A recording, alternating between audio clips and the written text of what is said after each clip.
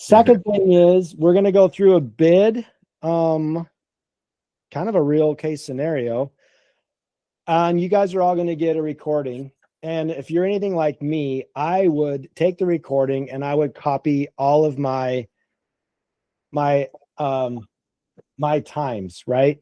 So this is just a disclaimer. These are my times that I typically will use for my crews. It doesn't necessarily mean these times for installs are going to work for your crews. I just want to make sure that that's a disclaimer. You're more than welcome to do what you want with them. They work for me, but I just wanted to make sure that I let you guys know that.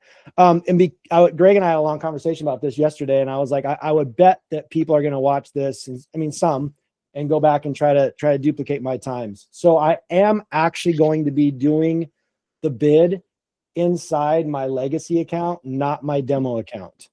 It is my account, and I had something else I was going to say, but I don't remember what it was. So we can go ahead and get started on running through an actual bid. You guys ready to get moving? Yes, sir. Yeah, we're 3 minutes in. So, okay. So, and also we're using some brand new technology today that I'm just getting used to. So I'm sure I'm going to flub up a little bit. If you hear Greg's voice, it's because I didn't toggle between screens, but we're going to be toggling between this screen and this design.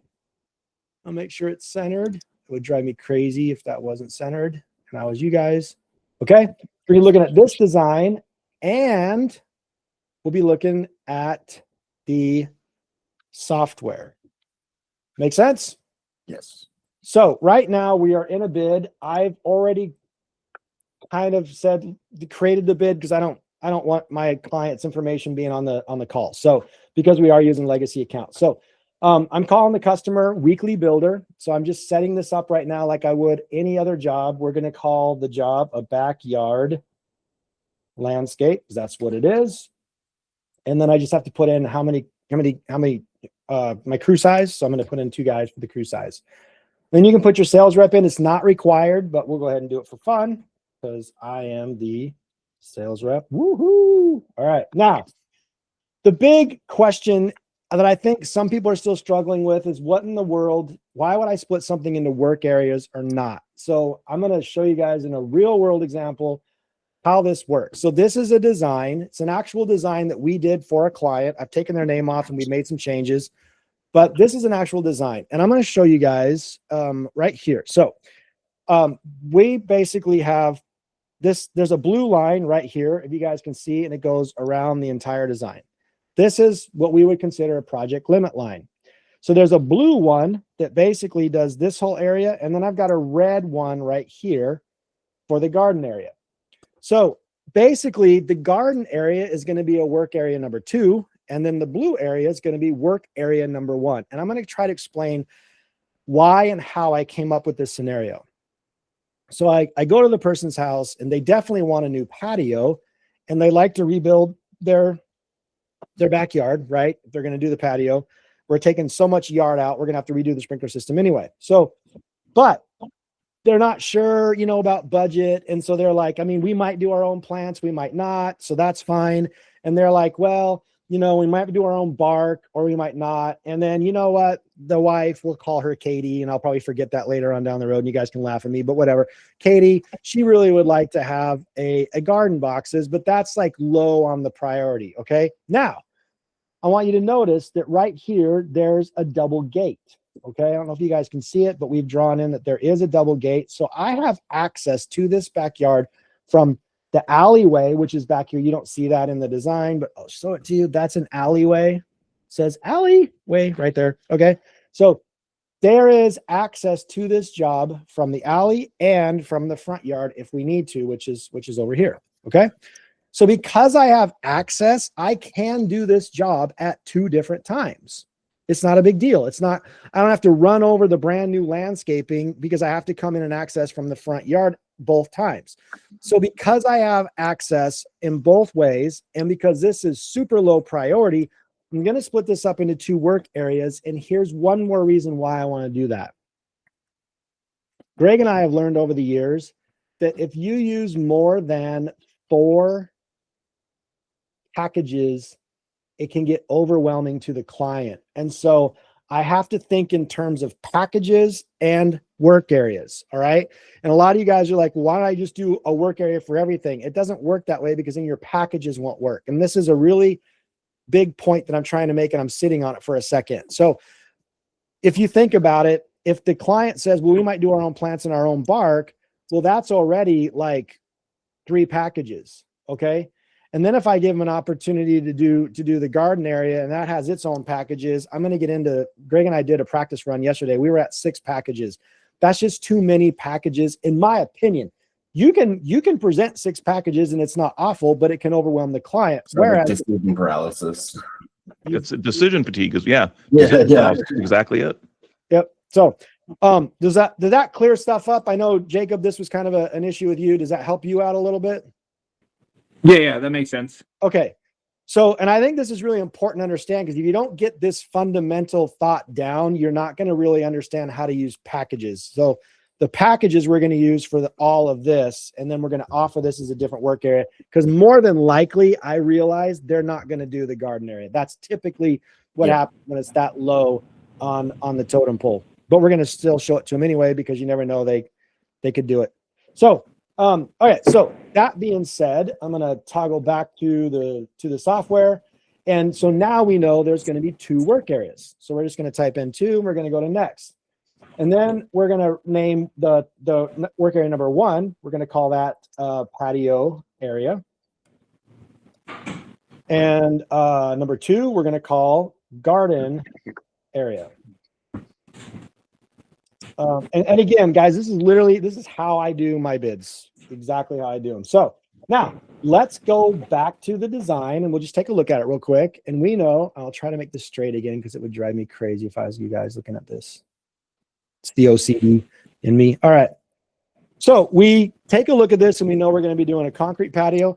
I will tell you guys right here, we did draw in a retaining wall, but we're going to pretend that that doesn't exist because we don't have time today to do the retaining wall as well. I'll do a retaining wall on another day if you guys want. But so we'll just say it's pretty flat backyard, and we're going to be doing a patio. We got a rip out of an old patio that's not showing here, but we know we do.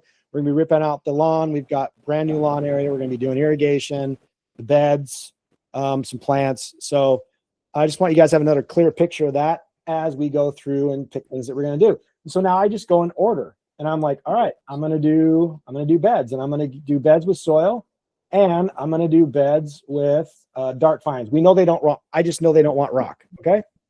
So I've got both of those in there, and then I'm going to do lawn, and I'm actually going to do lawn with sod because it's a small enough yard area that for me, if they're going to spend this kind of money, they might just want to do sod and just have just an instant lawn. So, and then on the removal, we're just going to do a removal of just my rip out and removal normal. I'm going to do plants. We don't have any concrete on this one. We do have we actually have 2 pavers. I don't know if you guys noticed, but we have a little paver landing right here. And then we have the paver patio. So we have 2 paver areas that we have to bid. So I'm going to pick paver patio, and then we'll call the landing a walkway. Am I going too fast for you guys? Nope. And then on gravel walkway, if I need to go back and look, you guys can see right here that there is a gravel walkway in this project. So we're going to add the gravel walkway. And I don't have that template made in here, Greg. So, oh yeah, I do. Gravel walkway with edging right there. Okay. Then I got, we do have some edging, and we're just going to do, for me, we're just on, this is a, smaller job. So we're going to do poly edging. And then I don't have any retaining walls, even though it says we do. And then we're going to do an irrigation system modification. And I don't have any drainage, only water features, pergolas.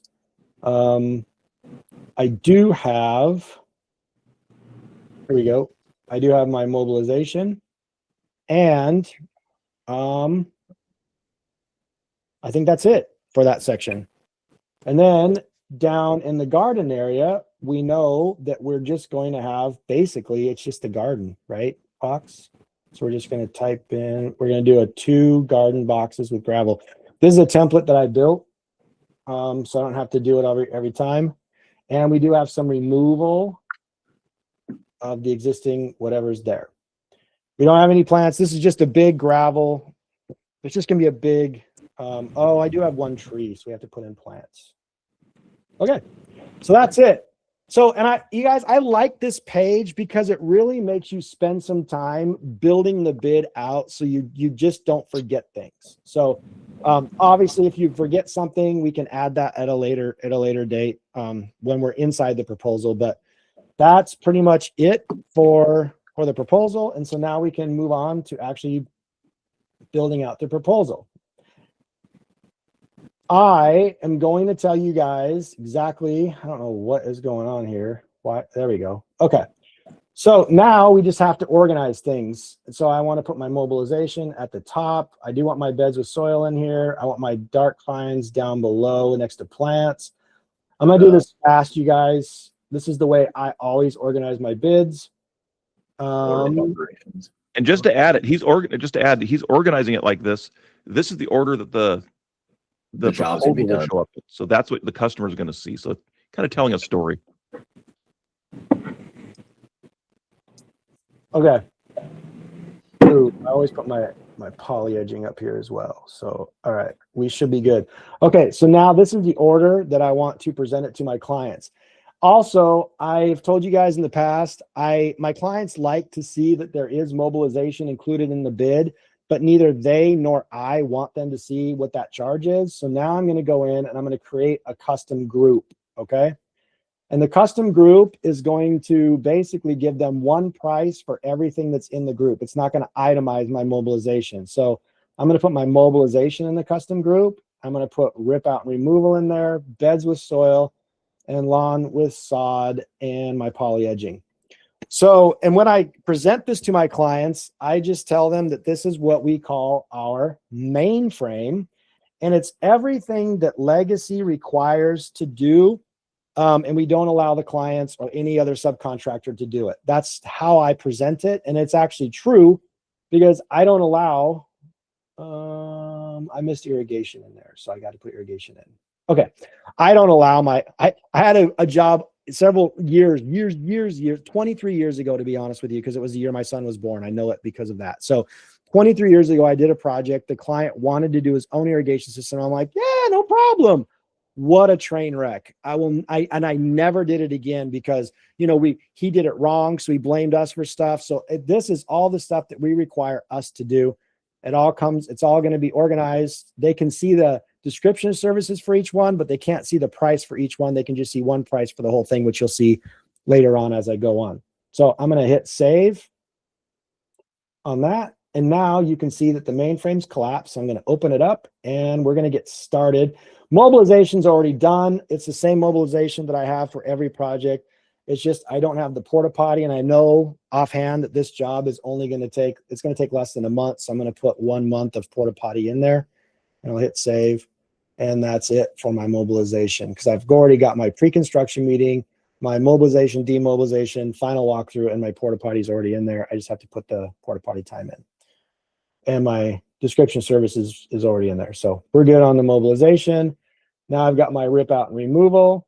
So I'll just, this is how I bid. It's not, doesn't necessarily, I mean, there's lots of ways to bid. This is just how I do it. So we're going to go to the design, and I know that for this project, we're going to enter from the front yard. So I'm basically going to know that I have to measure. Can you guys see what I'm doing here? Nope. Now you can. I'm out of the screen a little bit, but that's fine. So that's going to be 19 feet long by 11 feet wide. So we're going to go back to here, and we're just going to go 19 by 11. And I'm going to take out 6 inches for my removal. All right. I'm going to go on to the next section. And then Greg, help me remember if I don't go to the next section, please. Yep. Okay. Now We can't see the design. There we go. Yep. So now we're basically going to measure this area. I kind of split everything off into squares, right? I know you guys know how to do this, but we're basically going to do all of this area now. So I'm going to measure that.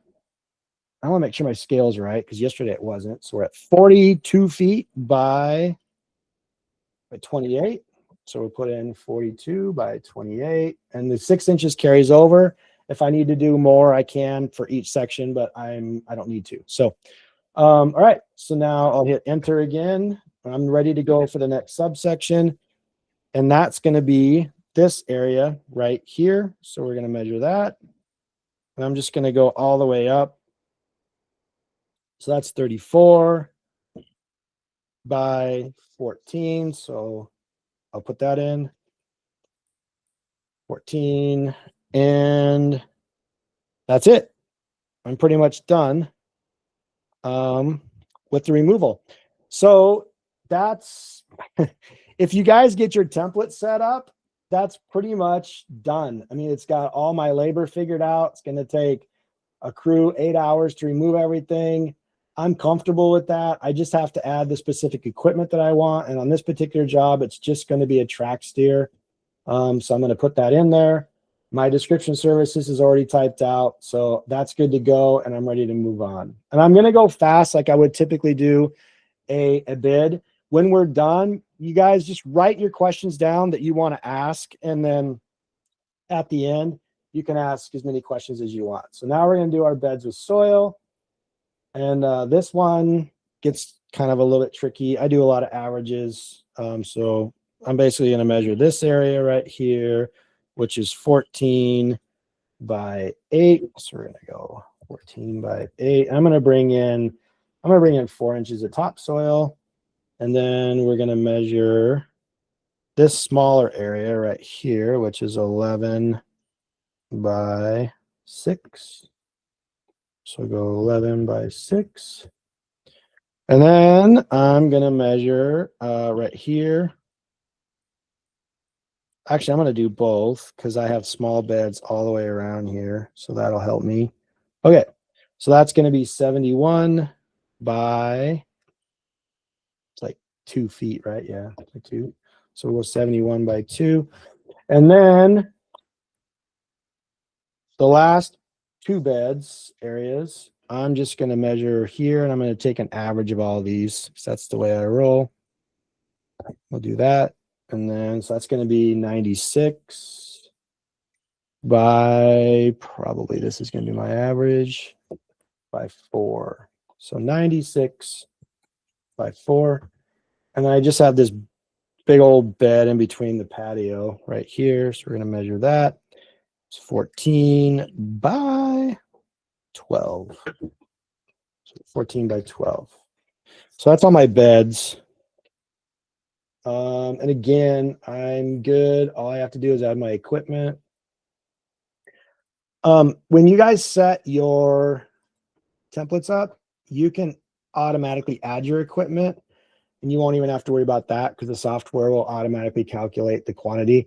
Greg just wanted me to add the equipment today so that you guys can see that you can add your equipment to each bid, because some of you have like regular size skid steers and you have smaller skid steers. And so you might not want to set your templates up for your skid steers. So hope that makes sense. I am done in this section, so I'm closing it up. I'm going to go down to my lawn area.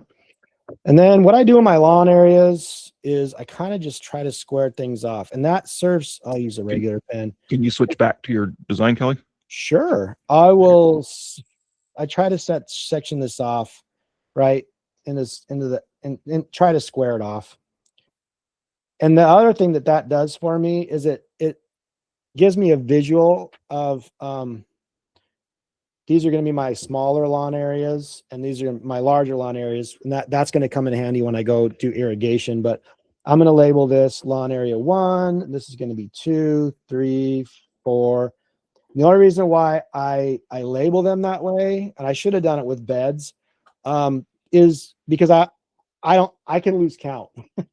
And so if I lose count, I'll know, I can look at my section and I'll be like, oh, okay, I already did number 1 and 2 and 3. So anyway, that's why I do it. So now we're just kind of measure area number 1. And I know this is thicker here than it is here, but again, I'm just going to do an average of about 3 feet. So it was, and see, I already forgot this one. So it's 14 by 3. So we're going to go back and we're going to go 14 by 3. And you know, this works whether you're using a design or whether you're out in the field, right? Like if you painted all this stuff out, you're going to do it the same way, right? And a lot of guys for CAD, like Scott, I'm sure, I don't know how you guys do it, but if you guys have designers, they can like Joey actually did this for me, my architect. I don't know if you guys can see it, but right here, all of my square footages are already in. I'm just showing you guys how to do it with the measuring wheel. So you could, if you had your square footages, you could just put the actual square footage on the length and then just a 1 on the width, or so you can do it that way too. But we're just going to measure today because I think it's fun and therapeutic. So that's 20 by 24. So we'll go 20 by 24. And we're adding, I don't know if I went over that, but we're adding 3 inches of soil, topsoil to the project. So that was number 2. Now we're going to do number 3, which is a tiny little guy, 5 by 2. So we'll do 5 by 2. And then number 4 area is 5 by basically 4. So we'll go back, we'll go 5 by 4. And then this area is 7 by 8. Okay, I think that's 5 subsections. That's my lawn area. So we're good there. And you guys can see that this is 608 square feet. And I actually have added fine grade labor. So I'm just going to go in to there and I'm going to put 608 square feet. And that's just going to calculate my labor. It's going to take 2 guys basically almost an hour to fine grade the soil so that we can put down the sod. So that's something that I added into the template that this comes with. Is this all making sense? Hopefully it is. Skid steer. I think everybody's muted, so I ask a question and nobody says anything.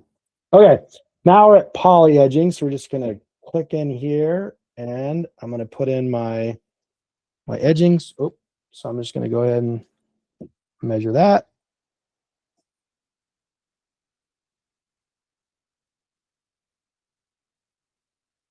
Boom. So I got 111 feet of edging. So we'll hit save.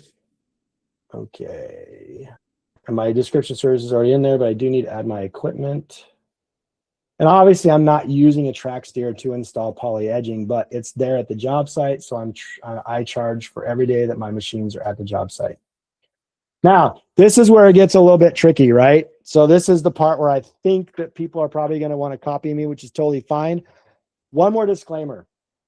I am still tweaking this to get my labor correct. I think I've got it pretty good, but I'm just letting you know, if you copy my labor times, you're on your own because I'm still tweaking this. But and I'm not saying that the way I do my irrigation is correct, but I do know that it works. We're on budget and our irrigation works. So this is the way I do it. Some of you guys have been probably waiting to see this because I think irrigation is, in my opinion, in my history in the landscaping industry, I think irrigation is one of the weakest points in the landscaping industry. So, as you can see, I don't know if you guys have even looked at the irrigation, but it's all organized as far as like headings. So you have pipe and you have your head nozzles, drip system, manifold, fittings, all the way down clock, and then I have miscellaneous items. So, and what's cool about the software is you just click on the first item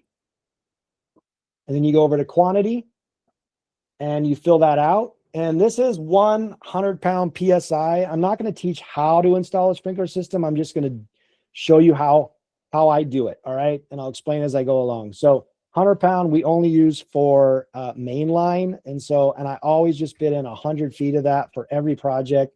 I know that's too much. Don't criticize me. That's just what I do. Then I'm going to hit enter. And it takes me to the next line item. You can see here is 1-inch drip tube poly. And the next line item right here is 1-inch drip tube poly. So instead of having to hit this and go back and click and go back and click, you can just go through the entire items in order. And I've organized these in a way that makes sense to me in how I install the sprinkler systems. So hopefully that makes sense. We're going to cruise through this. Amazing how much you have to drink when you talk this much. Okay, so we're going to go Okay, so the way I figure out my drip tube is I kind of have to figure out the perimeter of where all the sprinklers are going to go, right? So what first thing I do is I measure the You want longest. to switch back to the design. Oh, yes. Okay. So the first thing I have to do is I have to measure my longest area to see, and it's 24 feet across, right? So I don't have to have a center head because I know that my larger my larger MP rotators can go 24 feet. So I know I don't have to have anything in the middle. So we have no middle head. So that tells me that all I have to do is measure the perimeter of all the sections. And so I know I'm going to have smaller sprinklers in this section and in this section, this section, and this section. So the way I do this is I separate them out and I just measure the perimeter of this area. All the small sections, right? I do that first. I measure the perimeter.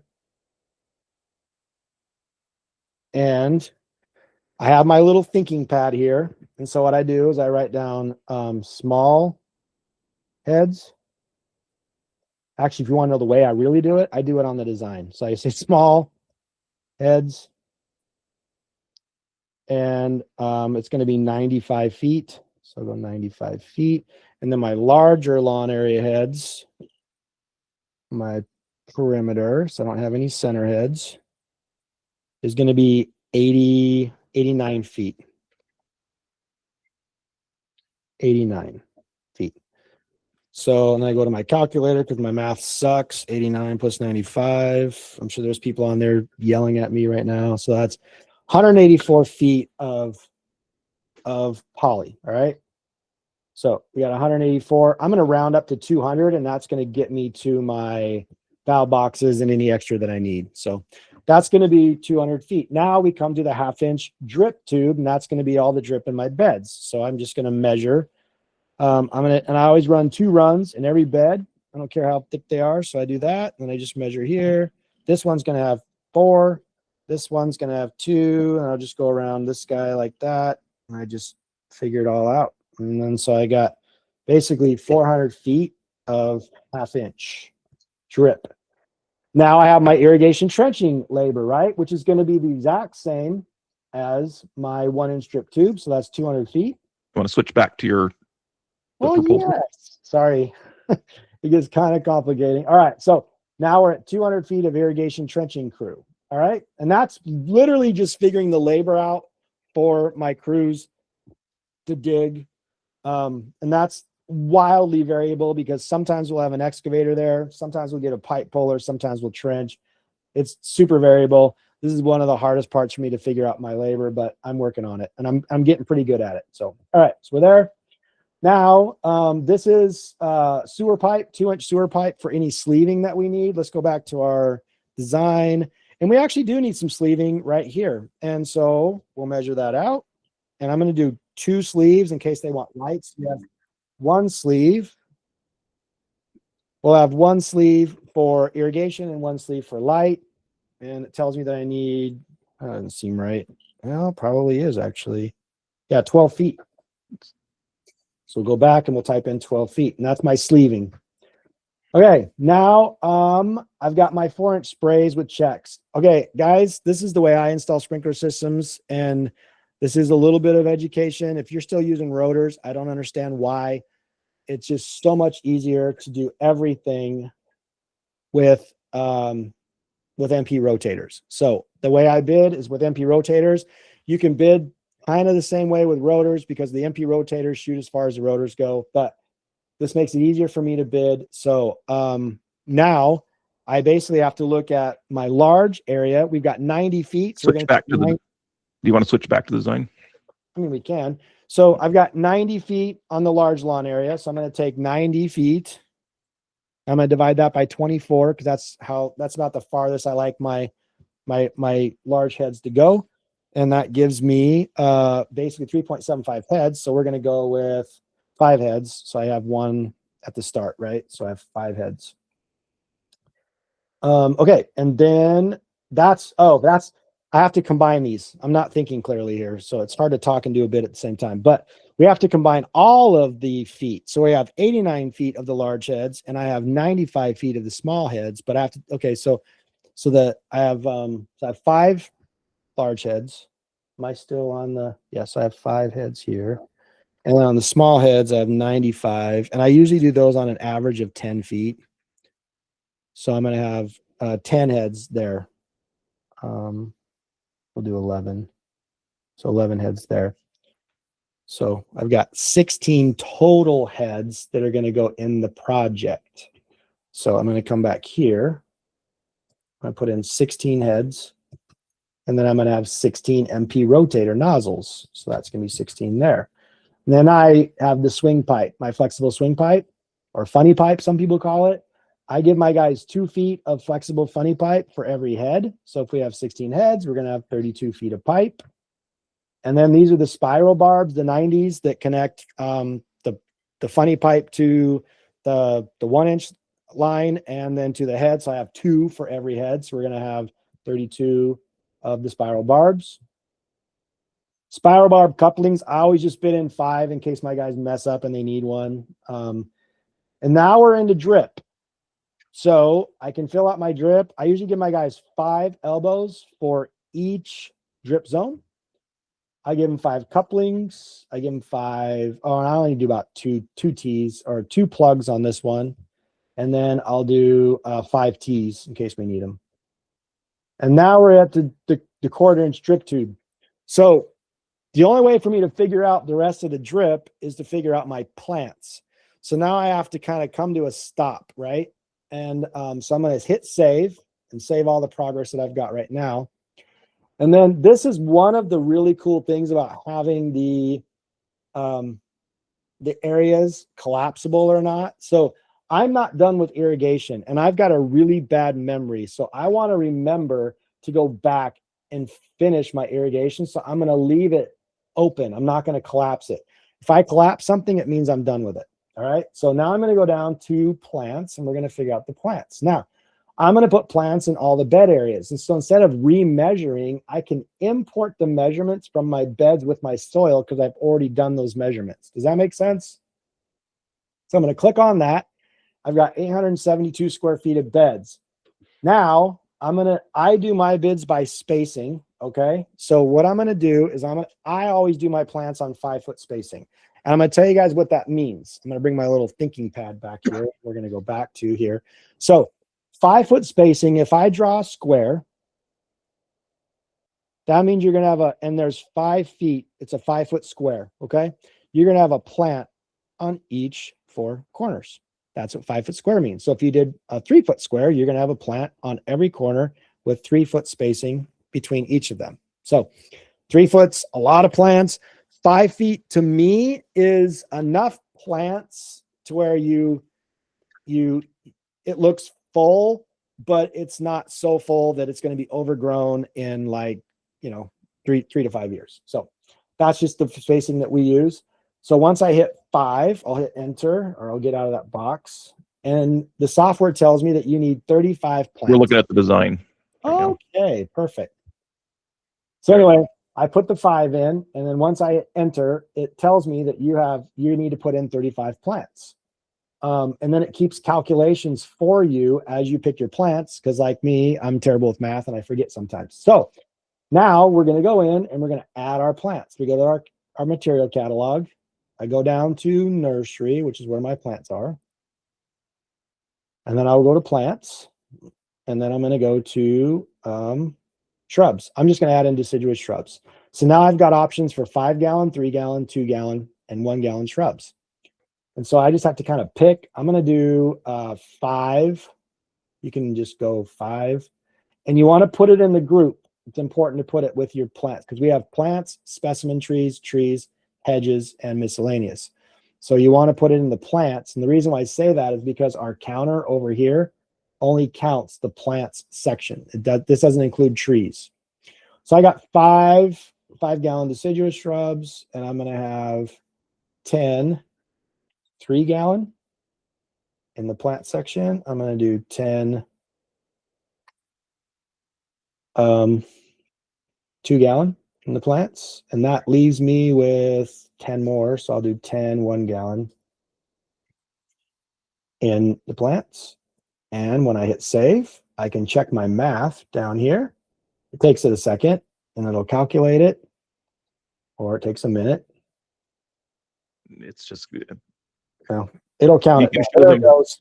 So now I have 35 plants included. I have 0 plants remaining. So, okay. So now I need to know, do I have any specimen trees or trees? Well, let's go back to our design and I can show you. This is the symbol for a specimen planting. I don't know if you can see it over here, but it even says specimen planting. And then this is the symbol for a 2-inch caliper deciduous tree. So I have one here, but this is in the garden area. So I'm not counting that. So I'm going to have one deciduous tree and one specimen tree. So I'll go back to here and I'm going to add, I got to go back to my nursery again. And I'll go back to subcategory of trees this time. And I'm going to pick deciduous specimen. I only have one of those. So I'm going to pick one and I'm going to organize it into specimen trees. Then I'm going to click back down here and go to deciduous tree. And we're going to bid in a 2-inch deciduous tree. And I only have one of those. And I'll put that in with trees. And I'll hit save. Now it's all organized. I have one specimen plant and I have 2 trees. Okay. And now I got to go back to, I'll just do it on my thinking pad here so it doesn't get too messy. So now we know that we have 2 deciduous trees. And we have 35 plants. I know that we use 4 emitters, 2-gallon emitters for every tree. So I'm going to have 8 2-gallons. And I use 1 1-gallon emitter for every plant. Sometimes the guys will use 2, just depending on the plant. But on average, we just use 1. And again, this is the way we do it. Don't criticize if you do it different. But we don't lose plants, so we're good. 1 gallon. So I have 35 1-gallon and 8 2-gallon for a total. Anybody? I don't know that number. 35 plus 8. I didn't do well in the 3rd grade. We have 43 emitters total. That's important. So now we're going to finish out our plants and we're going to put in our equipment. So we're going to go, we're going to do a track steer. And then I like to show my clients what they're getting with their plants. You don't have to, but if you ever want to show them the materials, you can just hit calculate materials list. It wasn't working for a while, but it is now. So if I hit calculate materials list, my description of services is going to say the same, but it's going to tell the client in the description services what they're getting for this price. So that's kind of a cool function if you want to show what they're getting for materials. Okay. So, oh, my stream. Okay. So, all right, we are done there. We're done with plants.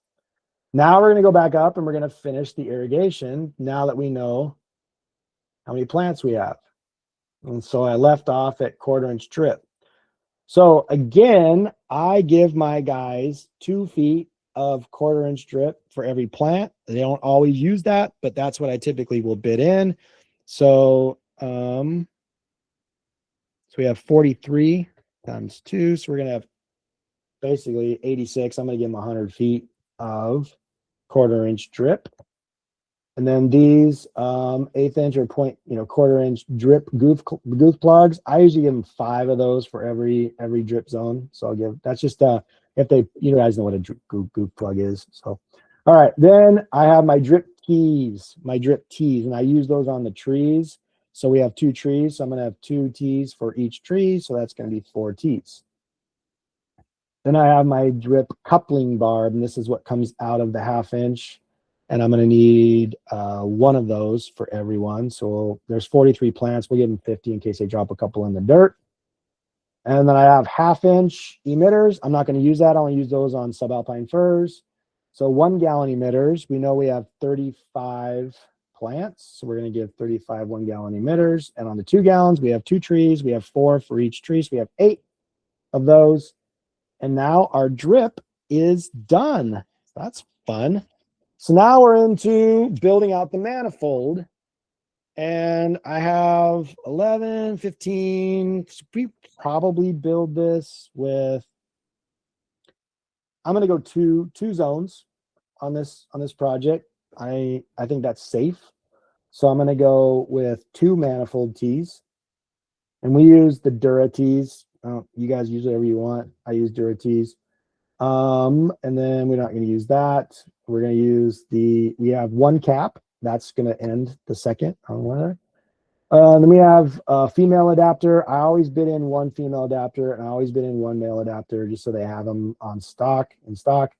And then I have my PGP plastic valve bolt top. So we're going to do 2 of those. Then we're going to add a drip zone kit, because we do have a drip zone. And then I don't need a jumbo valve box, that is for sure. So we're just going to go with my standard black valve box. That's just added in there. And then this is a new construction. We'll just say that the backflow is already there. We've checked it, everything works. So we don't need any backflow. We don't need a hose bib. We don't need any copper. So we'll pass all that. Now we're into our 1-inch fittings. So I basically give my guys, we'll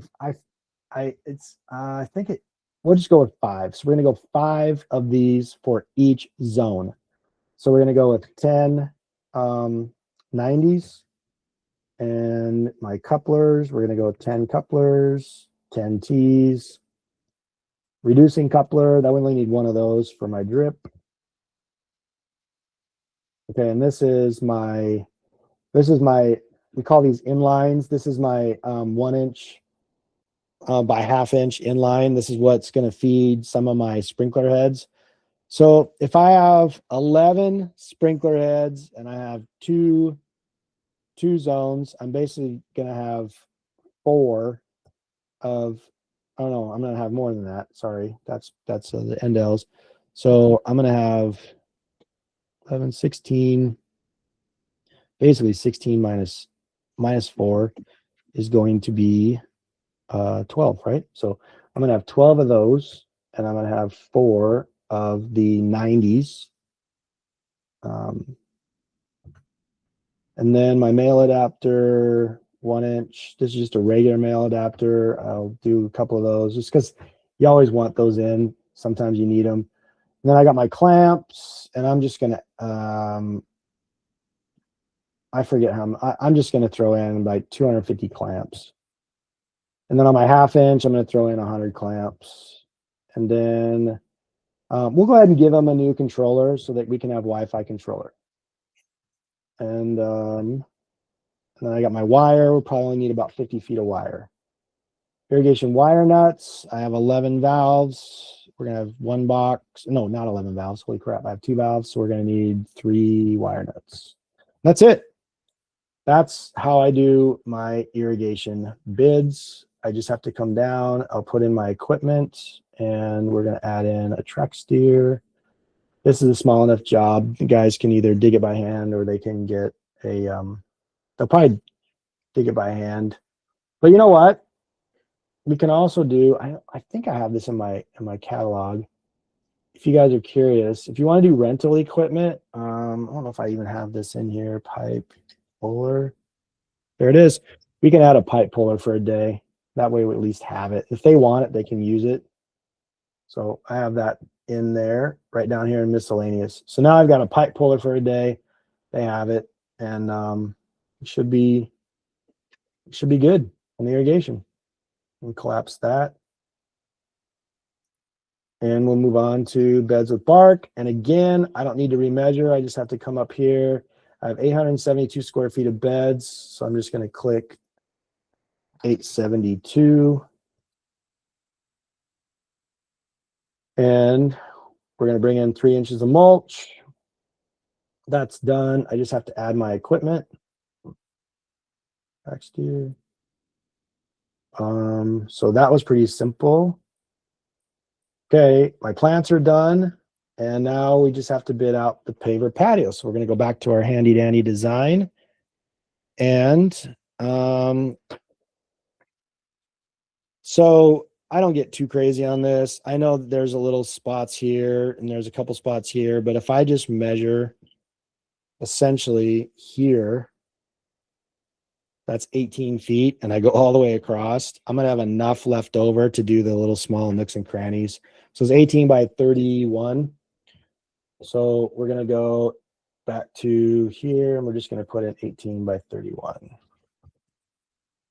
I'll have 6 inches of base course, 1 inch of bedding course, and then my over excavation, for all you guys that don't know that, over excavation is how far past the patio your gravel buildup goes, right? So I'm going to say it's going to go 6 inches. So I have 6 inches there. And then we ask you what's your over excavation depth? Well, it's 6 inches up here. So it's going to be 6 inches down here. And then my edging length, we just have to go back in. We have to measure that.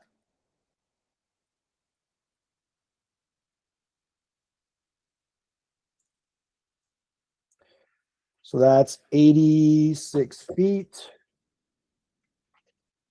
And so let's put in 86. These are pretty critical ones. This is just, you can tell this is like an Urbana. So we only 10% waste is probably going to be okay. So this is all filled out. The only thing that our software doesn't fill out is the modified paver sand, because your gaps are so wildly different depending on what pavers you guys go with. I always just figure 2 bags for every 100 square feet, and it does tell you how many square feet you have here. So we're going to go with, we'll say 11, we'll just say 12 bags. So we're going to hit save. And then I have added 2 more items. I added diamond blade obstacle cuts. And the reason for that is because up here, we're calculating your diamond blade, the cost of it. I've got mine at 40 cents a foot. And I give my guys, so when my guys cut these border pavers, right, they can just mark. We have a little tool we make to mark these, and then they can just cut these with a hot saw, and it doesn't take them as long as it does to cut what I call obstacle cuts. And obstacle cuts for us basically means if you have to go in and cut it by hand, each individual brick. So the only obstacle cuts we have on this project are right here and right here. So up against the existing concrete porches. So there's 1 here and there. So it's going to be 12 feet. And so the biggest reason why I have that is because I give my guys 5 minutes for every one of the obstacle cuts instead of 3 minutes on the border cuts. And that adds up if you think about it. So we're gonna hit save. So that's an hour just to cut those. And then I do have my Gibson's delivery fee of 1. That's already in there. And so we're good. Now I just have to add in my equipment. I'm gonna put in my track steer, hit save. And I don't know, man, that's pretty fast to be able to do a paver patio. Kelly, I just want to do a time check. We got 10 minutes left. Okay. And we'll just do the paver walkway real quick. So we'll just come here. I'm gonna do 5 by 3. So 5 by 3. I gotta make this real quick. So we go 6, 1, and we're gonna go 6. And to be clear for everybody, if you guys want to stay later, we're all for it. Nope, I don't think we'll need to. I think I'll be able to finish. Okay. We'll go back and I just have to measure the edging, pave edge. I got 11 feet there. Okay, and then I just have to do this. Just gonna go with 1. Just hit enter. And then yeah, you're right, my diamond blade. So I do have, I just have the obstacle cuts up against the building right here. So that's going to be 5 feet. And I honestly don't need a Gibson's delivery fee on this one because they'll deliver with the other one. So tracks do. All right, so we're done with this. Now we just have to do my gravel walkway. And that is going to be 18 feet long by, I know it's 4 feet. I don't need to measure. 4 feet. We're going to put in 6 inches of gravel. And then we just have to put in how much edging I have. And it's the 18 feet long. It's going to be 36 feet of edging on both sides. I'll add in my equipment, my track steer, hit save. Okay, so we're good on that. The only other thing we have to do is the garden boxes. I already have a garden box template made, and it's got all of my irrigation, everything that I need. So all I have to do is figure out the gravel area. So we'll come here. So this area is going to be 16, yeah, by 14. So 16 by 14. We'll do 6 inches of gravel. And then I just have to add in how much edging I need, which on this project, I don't need any edging. So I don't need that. And we just need to add, yeah, that's it. I don't have any edging because it's already in the lawn. So we're good on the garden area. Just have to add in my equipment. Track steer. And you guys can see that, I mean, it's got my 4x6 inch rough cedar timbers. It's got my premium garden. So all that stuff is already filled in because I built all these templates. So everything is good to go. And I'm good there. So I just need to put my rip out above. So now I just have a little bit of rip out in this section. And just forget the 18 by 14. So it's 18 by 14. We're going to take out 6 inches. I'll add in my equipment. You got to switch back to the proposal. Here we go. And my equipment. And my haul off and everything is done. And I just have one stupid little tree in this bid. So we're going to add a material. Go to my nursery. How am I doing on time, Greg? Got 7 minutes left. Oh. And we'll go with deciduous tree. And we're going to do 2-inch, 1. Oops. Tree. Boom. All right. Oh, I know why you were telling me to hurry up, because we haven't even gotten to packages. Track steer, save. All right. Now we're done. Okay, we got through the bid. Now I'll just run you guys through really quick what I do next. I go to the markup page. My PMM is 2866. Everything is automatically marked up to 2866. I'm good there. So it's telling us we're going to have a total of 196 total man hours, or total hours. 22 days to do the project, 11 crew days. So we're looking at $47,000. I think that's about right. And we just have to add in our tax, 9.1%. And then we have to say what we want to tax. And since we all live in the lovely state of Washington, we get to tax everything. So I'm good here, right? Like, I'm happy with this number. I think this number looks good to me. So now we're going to go create our packages. And it's going to create 4 packages for us. And they're all already set. Okay. And so I know on package 1, we're not going to include the garden area on 1. We're not going to include it on 2. We're not going to include it on 3. We might need a 5th. We'll see. But we do know that this client, maybe they don't want to do the paver landing at the shed, at the garage.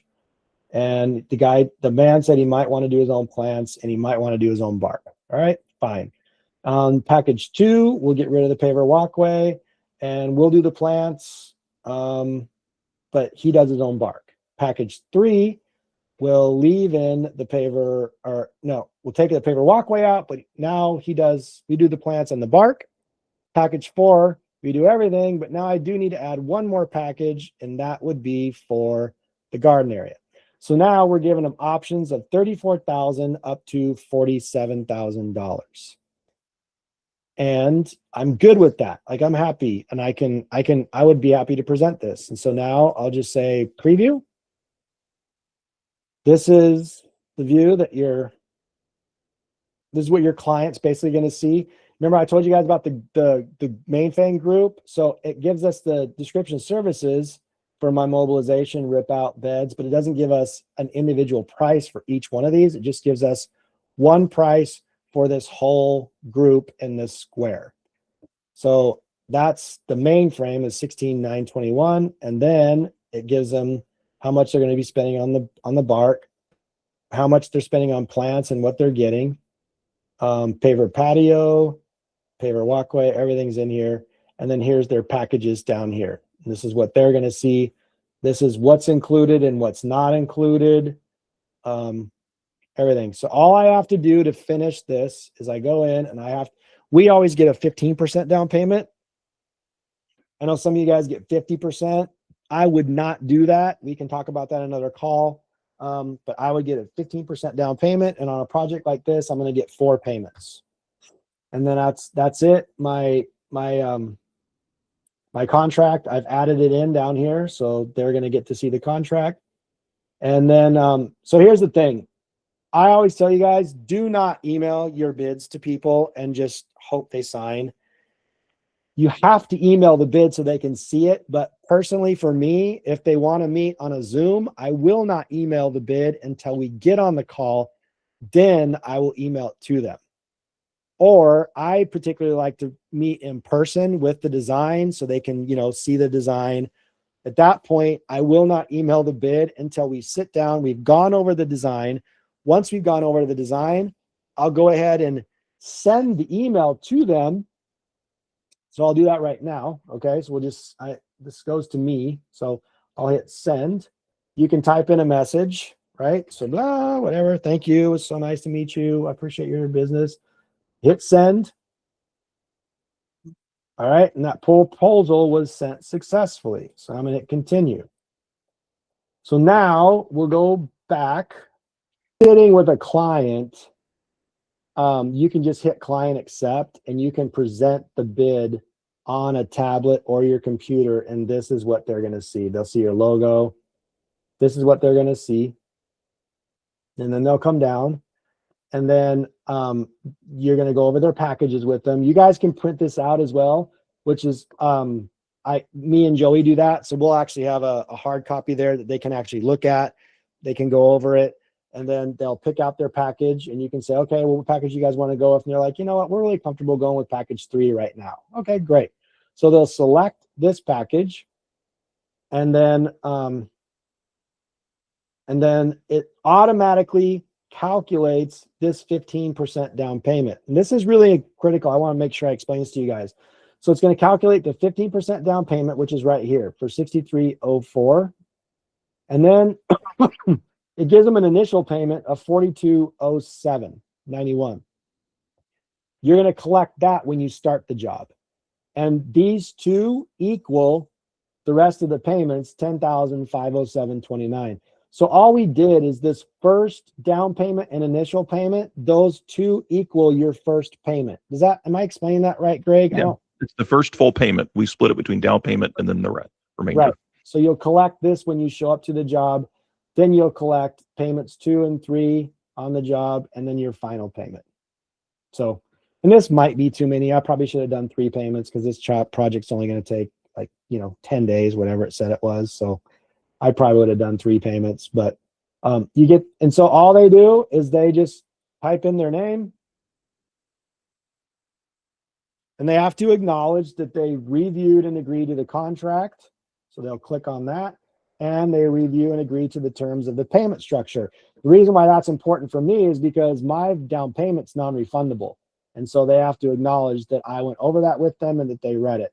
And then as soon as they put their name in and they click on these, they hit purchase this package.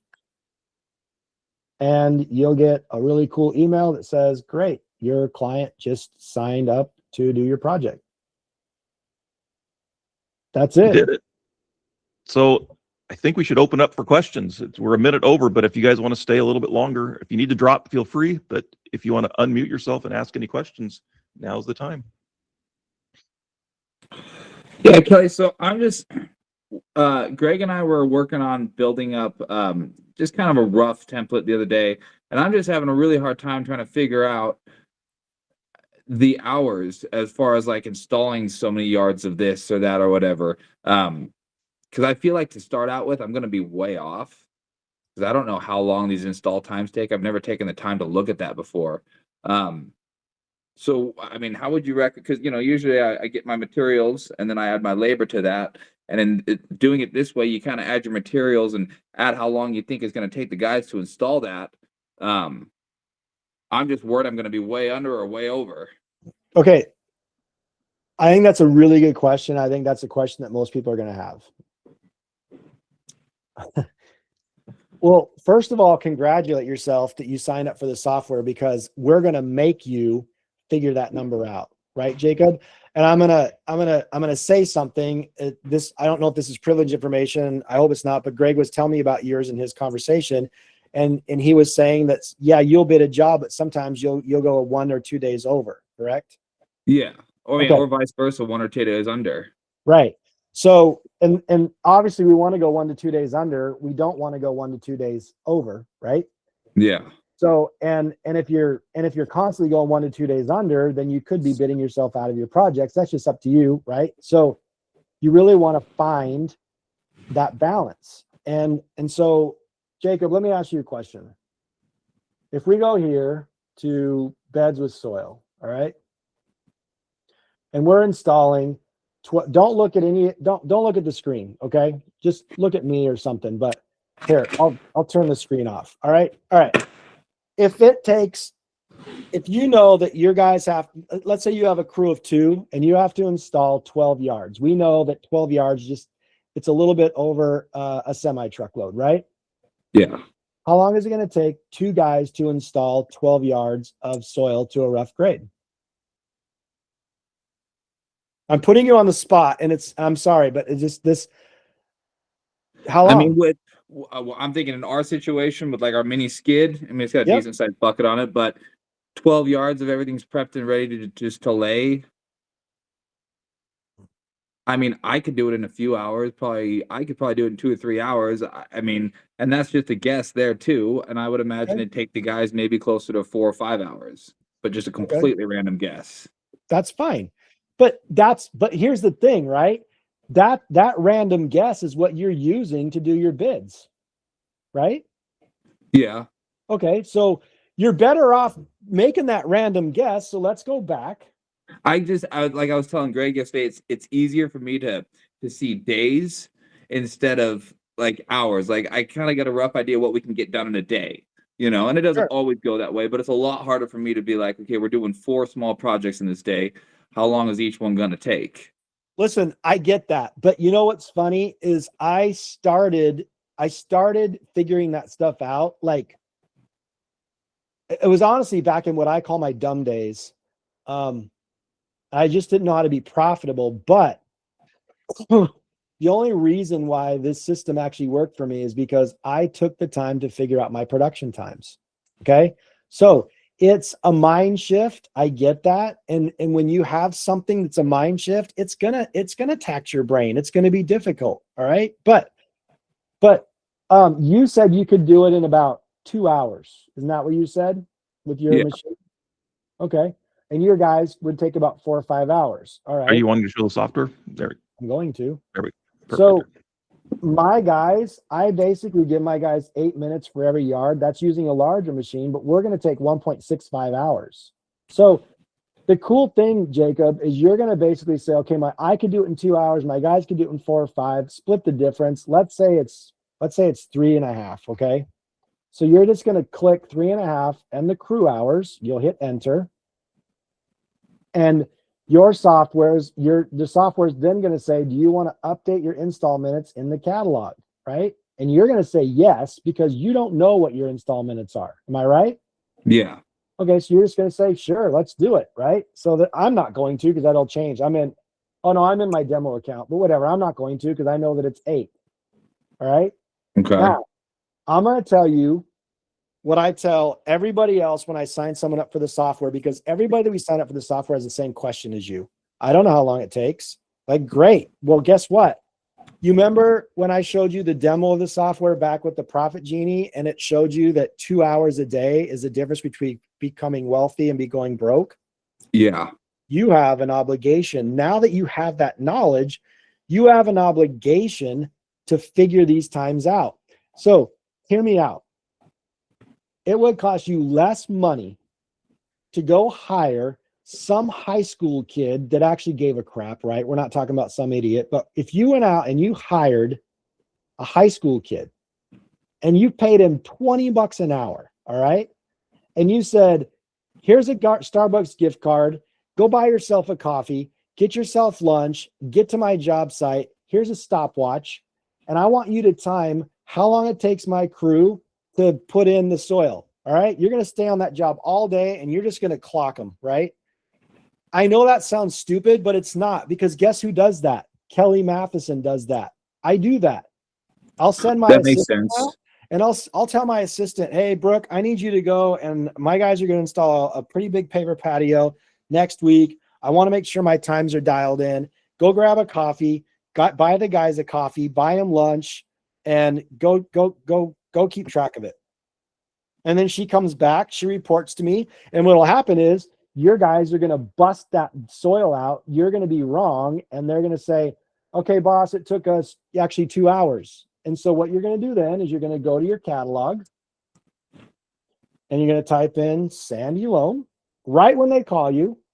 And you're going to go in and you're going to change the install time to whatever they said it took.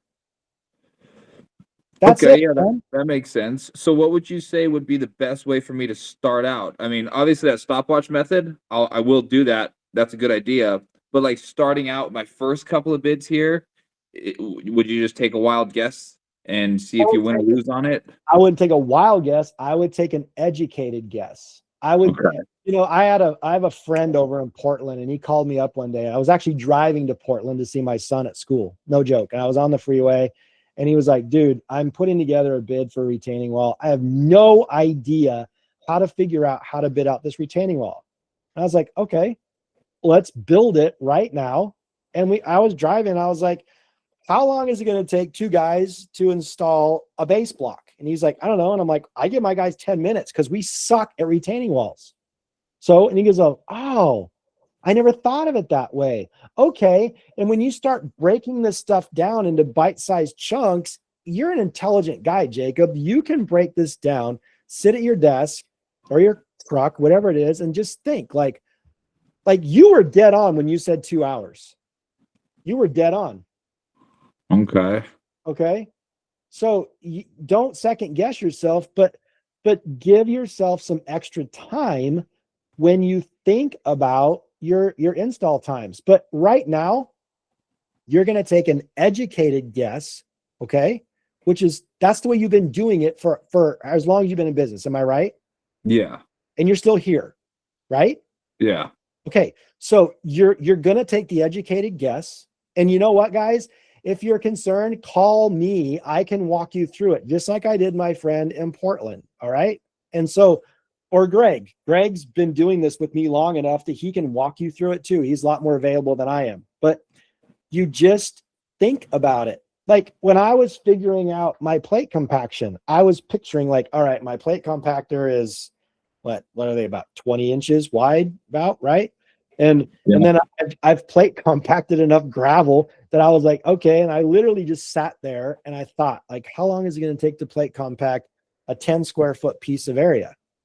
And I was thinking, like, we plate compact 3 times, and I figured out how many minutes that would take, and then I put it in, and then sure enough, it was pretty dang close. So Jacob, let me just add one thing. Don't forget that you're going to add all these times in, but you said you've got an idea of how long something should take, like the number of days something should take. Well, the software is going to tell you for a paver patio, it's going to take this many days. For the entire job, it's going to take this many days. So it's going to give you the information that you need to feel comfortable with it, right? You can just look at a job and say, okay, I think it's going to take 5 days. Then go in and start adding your times and look at how long that total job is going to take. Is it hitting the 5 days that you would have taken that educated guess on before the software? So yeah, that makes sense. You've got a way to say, I would have said this is going to take 5 days. What is the software telling me? Software is saying it's going to take 6 days. Then your job is to go back through and say which one's correct and take your best. You've got your gut feeling and you got what the software is saying. Yeah, that makes sense. I was just kind of thinking about the one we went over yesterday, because I think that one said it was going to take 1.8 days or something. The one we did yesterday was a day and a half some, and so I think that job's going to be 3 to 4 days. And so then with the number there coming out around $6,000, but not my estimate on the job being $9,000. So where we kind of talked, I don't want to be leaving any money on the table. Yep. So yeah, it's just that I'm just trying to figure out the best way to go ahead and get these times down so that my bids are accurate. I'm not losing money, but I'm also not overcharging. Well, to start out with, you're going to use the numbers that your gut is telling you, because that's what you've always been doing. So you're going to use those numbers to start with, and you're going to make sure the bid matches that. And then you're going to go back after the fact and say, how long did it actually take me to get this job done? And you'll keep refining. And it's a process you'll never be completely done with. You're Kelly is constantly refining his production rates.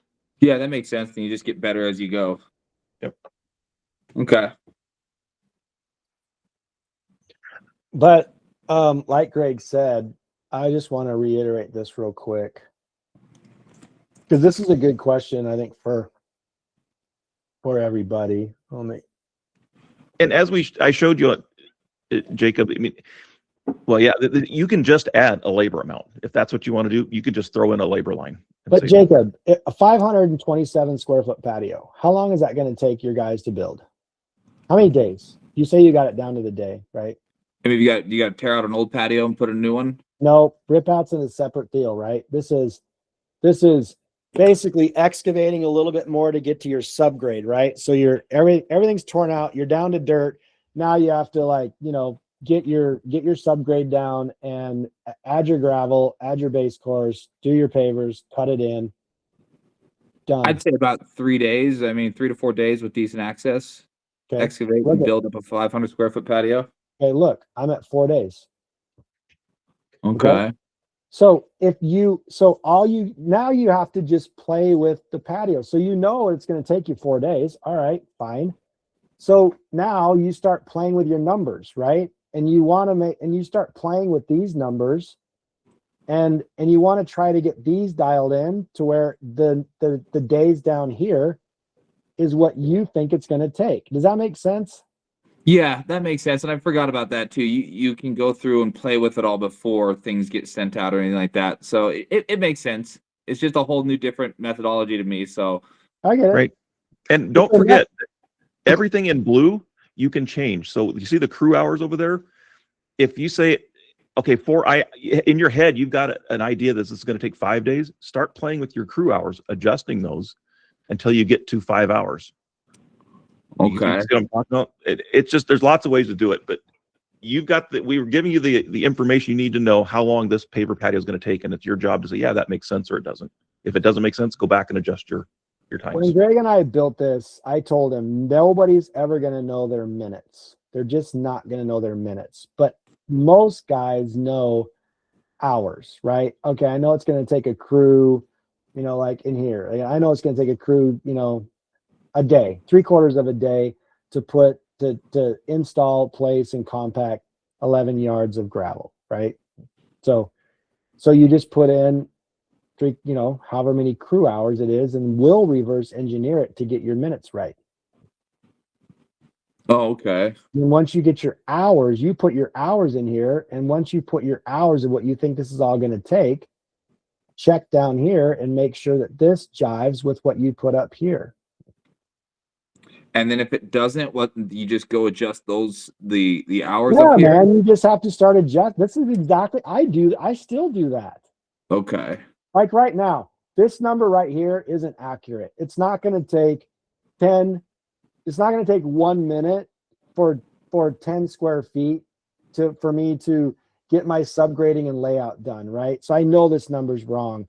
I think it's going to take my guys 3 hours to get this thing dug down and level to the subgrade and compact, right? So I'm going to put in here probably actually taking 2.5 hours, to be honest with you. So I'm going to put enter. That's 2.64 minutes for every 10 square feet. I'm good with that because I think it's going to take them 2.5 hours. Does that make sense? Yeah, that makes sense. I see what you're saying. but we figure the minutes out for you. But once you do your first bid, you have an obligation at that point, whether it's you or you go hire a college kid or a high school kid or your girlfriend, I don't care who it is, you have an obligation to send someone out for the duration of that job. And you make sure you tell your crews, I'm not doing this to discipline you or anything. I'm just trying to get our production rates down so that we can be successful. And you tell them, don't go fast, don't go slow. Just do the job. I tell my guys that all the time. I'm like, please do not go fast. Don't go slow. Just do it the way you would do it. The only difference is you have a clock on you because we're trying to get this stuff figured out. And ultimately it pays off because guess what? My jobs, 90% of the time they get done on time. And my guys love that. That's the thing that I need people to understand. If your crews can get the jobs done in the time you budgeted, they're going to feel successful and they're going to stay with you longer because they feel successful. If you tell them the job's going to take 10 days and they're constantly going 1 to 2 days over, they feel terrible because they want to please you. Yeah, makes sense. So that's it. Does that help? Okay. Yeah, it's definitely very helpful. Thank you. Yep. Any other questions?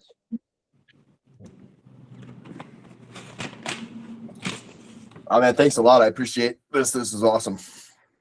No problem. Cool. Hopefully it helped. Yeah, absolutely, man. It's really cool to see just like the thought process, you know, from start to completion.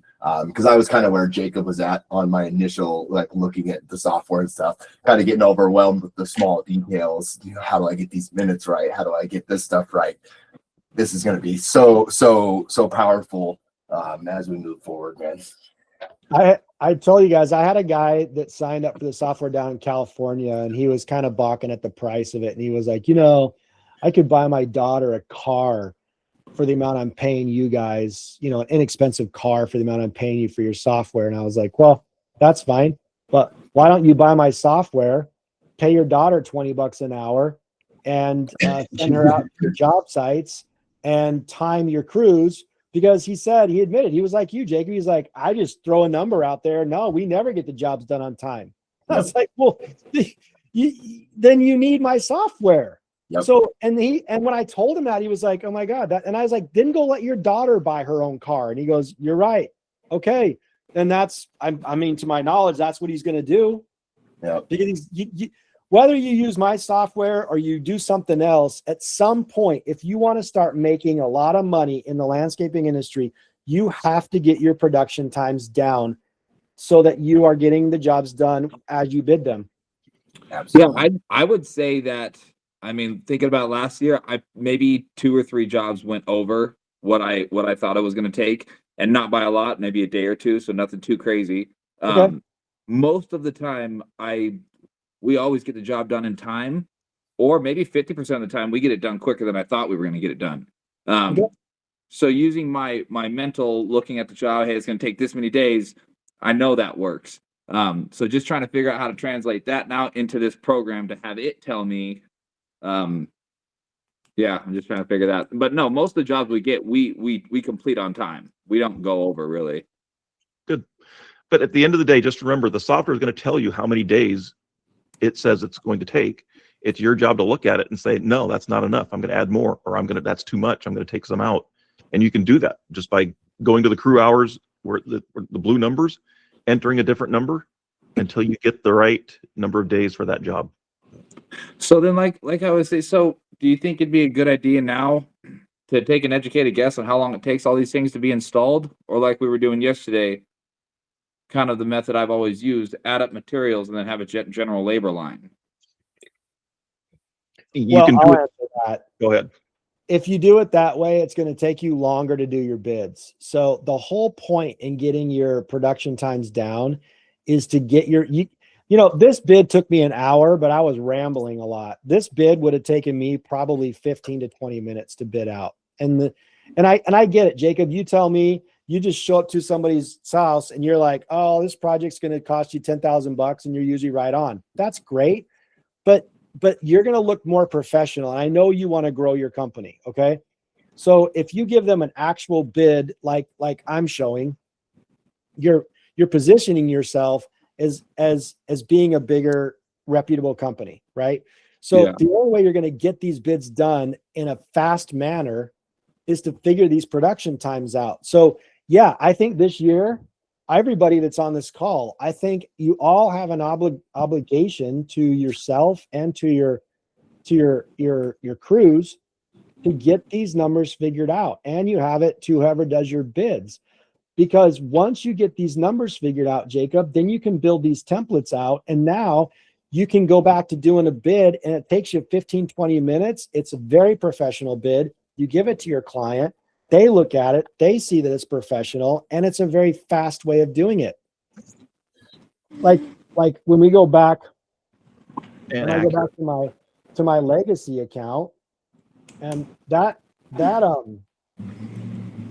me see if I can open it up without screwing everything up. I don't know. Uh-oh, my puppy's waking up. Hold on. Here. Give him a chew toy. That'll keep him busy for a second. Okay, here we go. So I'm gonna go back into this. And oh yeah, I know. I can't. So tell you. Kelly, did you roughly know your start times when you set this program up, or did you set the program up and then start learning your production or your work times? Like which one came first for you? Both. Same time? Yeah. Both are correct. Yeah. I'll explain it to you. Years ago, when I'm talking years ago, I think it was probably 2007. So that was almost 20 years ago. Okay. I was probably 2006, to be honest. It was a long time ago. I was still working out in the field and we were doing a landscape it was a double wide mobile home out in the valley, right? It was a single gal and she had a huge backyard. I mean, I'm talking, it was probably 3/4 of an acre, right? And so I ended up having to bring in like 200 yards of topsoil just for the lawn areas. And so we had this huge mound of soil out in front of the house and I had nothing to do but just think while I'm moving 200 yards of soil to the back. And it was just me and another guy and he's back there and he's grading stuff out and telling me where the low spots were. And it was just two of us. And I just remember thinking like, I wonder how long it takes to install a yard of soil with the two of us. So I got out and I measured the bucket and I was like, all right, it's going to take, I think at the time with the skid steer I had, it was like 3 buckets for a yard of soil. Okay, cool. So then I just literally, I got a stopwatch. I don't know if I had a watch on or whatever it was. And I just started timing like, okay, it's going to take 3 round trips to install 1 yard. Boop, I hit start and away I went. And I didn't try to go super fast. I didn't try to go super slow. I just did what I knew what I did best. And I landed on 8 minutes a yard. And I'm like, holy crap, that's pretty cool. It takes me 8 minutes a yard to build, do this. And I was like, wow, that's going to help me with my bids from now on. So if I have, 50 yards of soil, I have to times that by 8, divide that by 60. Now I know how many hours it's going to take. And so I started doing it with everything. Like, I have in my catalog, I have 5/8 minus, just regular 5/8 minus, and I have 5/8 minus buildup. And the reason why I have 2 different ones is because they both have different production times, right, Jacob? So I'll use 5/8 minus on just the regular one to build just a gravel parking pad or a gravel walkway, because we don't have to do that in 2-inch lifts. But my buildup is I got to do that in 2-inch lifts. So, I give my guys like almost like 39 minutes, almost 40 minutes to install 1 yard of gravel. And that's to, plate compact it in 2-inch lifts and get it dialed in and level. So I just started figuring that out. And honestly, I geeked out about it. I thought it was fun because I wanted to make, even back in my dumb days when I wasn't making any money, we were getting our jobs done on time. We were. And it's because I did this stuff and I just thought it was fun. And I just figured it out for everything. So, and then when Greg and I got together back in 2009, I went and I started my business up for the 3rd time after I failed twice. Okay.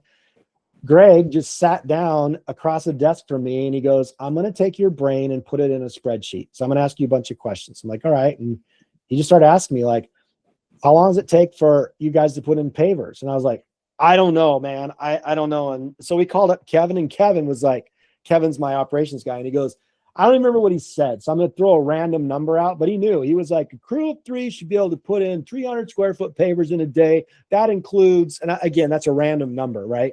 But that should include, you know, compacting base, cuts, boom, boom, boom. And that's where we started. And so Greg was like, you know, little studious Greg on his computer. It's like, okay. And he's just typing out these massive calculations in Excel. And the next thing I knew, all I had to do was put in my square footage and boom, it threw in my labor. And then we tested it. Is Kevin right? Now, that way of doing things, actually, it worked for us, but it wasn't as accurate as this software is now. And I knew it, but I didn't care because we were selling work and we were getting jobs done on time. Does that make sense? But it wasn't as accurate because it was weird, because the bigger the square footage of the patio, the more time it was taking, whereas the bigger, it should have taken less time. But again, I didn't care. Things were working out. We were selling money. We were making money. But now that I got the software, I'm dialing it in even more just to get to be more accurate. But so I started 22 years ago and I'm still doing it. Okay. So it's just a continuously learning process. Yeah. Okay. That makes sense. As your guys get better, you're going to learn more, and you know, and then your times are going to change depending on your access to a project. Like my times that I have, they're basically anything from 0 to like, I think I figured 200 feet, right? From the staging area to where actually spreading it. Anything over 200 feet or whatever it is, I got to go back and look, but anything over that, I have to start adding additional time because it's taken longer to just transport it from the staging to where we're going to install it. Yeah, that makes sense. Yeah. But that's a proposal by proposal situation. So you want to get your averages figured out. You do. And here's the thing. I was one of the guys that's on the call right now, Dave. Dave's on the call. I told Dave yesterday, if you take the next 3 months, and like I said, I don't care if it's a girlfriend or somebody you hire. This goes for everybody on this call, okay? If you all took the next 3 months and you hired somebody and their whole job was to get your times, within 3 months, you're going to be an unstoppable force, because you're going to at least know what your production times are, and you're going to be able to bid these jobs knowing how long they're going to take. Once you have that down, that's like the foundation of your entire business and your profit. Once you get that down, then all you have to do is increase your sales skills and start selling your work at a higher price. And Jacob, that's something that you're just naturally good at. You're already selling your work at a higher price. Now you just get this section dialed in, and it's going to save you money on your bidding, or time on your bidding, massive amounts of time on your bidding. But when you bid it, you're not going to look like, well, we can just do this job for 10 grand. It's like, no, give me a minute. You type it all up, and then you give them an actual bid. Yeah, that makes sense. Now, that brings me around to another thing. This is just, I geek out about sales, so I'm going to tell this to everybody on the call, okay? When you give a bid, I learned this from an old dude. I used to sell pianos down at Music City when I was going to college before I started my business, okay? And this old dude, he was from the South, deep South, and he was wealthy. The only reason why he sold pianos was he make enough money to pay his income tax every year, okay? And I remember he was sitting there one day, and he looked at me and he goes, now, Kelly, I'm going to tell you something, and you need to learn to listen to me. I was like, all right, what's that? And he goes, when you sell a piano, that's what he called it, a piano. When you sell a piano and you bring that price down a little bit, don't ever give them a straight number like, you know, $12,000. You know, you want to give them a price of like $11,987.63. And I'll go, okay, why? Well, because then it looks like you actually had a reason to be at that price. Makes sense. Psychologically, he said, when you give a price to somebody, at $11,976.63, they're going to have a harder time negotiating with you more, because in their brain it's like, oh my God, he has some kind of a calculation that got him to this price. Absolutely. Okay. That makes sense. So- Yeah. And from that day, man, we'll call it the coil factor. His last name was Al Coil. We'll call it the coil factor from now on. From that day, I never gave somebody a bid for a straight number like $10,000, because they know at that point you just threw a number out. Yep. And that's negotiable. That makes sense. That makes really good sense, actually. And it's a joke. Like, my guy Kevin will call me up and he's like, dude, this is going to cost like $5,000. I know it should be $5,432.89. And I'm like, right. Now you have to write that number down, because we've done it and then we've forgotten the number, and it's like, oh crap, what number did we quote the client? Right. So make sure, but whatever it is, you got to make sure it's a specific number. Okay. That makes sense. And that's the beauty of the software, because the software is figuring it out to the penny. So you're giving your client this, it's not a random number. It's just a very specific number, and they typically won't negotiate with you on it. Yeah. Well, that's the beauty of having those packages as well. They can negotiate with themselves, right? Exactly. Yep. 100%. Good point. And they negotiate with themselves. I'm going to use that, Josh. Yeah. Oh yeah, dude. I'm good for that. Yeah. Any other questions? No, man, I really appreciate you guys this time. This is awesome. Oh, Kelly, do you use cedar or pressure treated wood for your garden boxes? Cedar, because pressure treated has tons of chemicals in it, and I don't want that to leach into my soil and get into my vegetables. That makes sense. Is it just regular cedar wood, or is it pressure treated cedar? No, pressure treated has chemicals in it, so it's just regular Just cedar. regular cedar. Do you stain it or do anything on the outside? Well, because the stain has chemicals in it, and I don't want the chemicals to leach in. And I'm not being a jerk here. I've thought about it. Yeah, staining would look better, probably would last longer, but no, I just, it's raw cedar, and I tell that to my clients. You can stain it, but whatever you stain on that wood's going to get into your soil and eventually get into your vegetables. So why would you want that? Yeah, that makes sense. Okay. Yeah. Cedar's already a pretty water resistant wood. It's one of the more water resistant woods in its raw form. I mean, it's the best of what you can do really without any kind of treatment. Yep. Well, I think that answers all my questions. Thank you. No problem. And I Yeah, think man, thank you guys. the best place to get the cedar, I think, is it called Convoy? It's a weird place out in the valley. I'd like to know. I just bought a bunch of cedar boards from a guy called Duff out in Coeur d'Alene. We just built a big old fence, and so I'm just looking for a good place to get cedar boards. Let me see if I have the name of this place. Yeah, me and Jeff actually have a planter box project that we're potentially going to do this year, so it'd be nice to know, actually. What's it called? 6x8. There we go. Let me see. I don't have them in here. Let me look. I don't. But it's out in the valley, you say? We can get it now. It's Convoy Supply, man. It's the weirdest place. Oh, I've heard of them. And now, Jacob, I don't know if about like cedar boards for fencing. Okay, I don't build fences. This is like 4x6s. This is where I get my 4x6x8s. They have like 4x6, 8, 10s, 12s. Nice. And that's where I get Convoy Supply.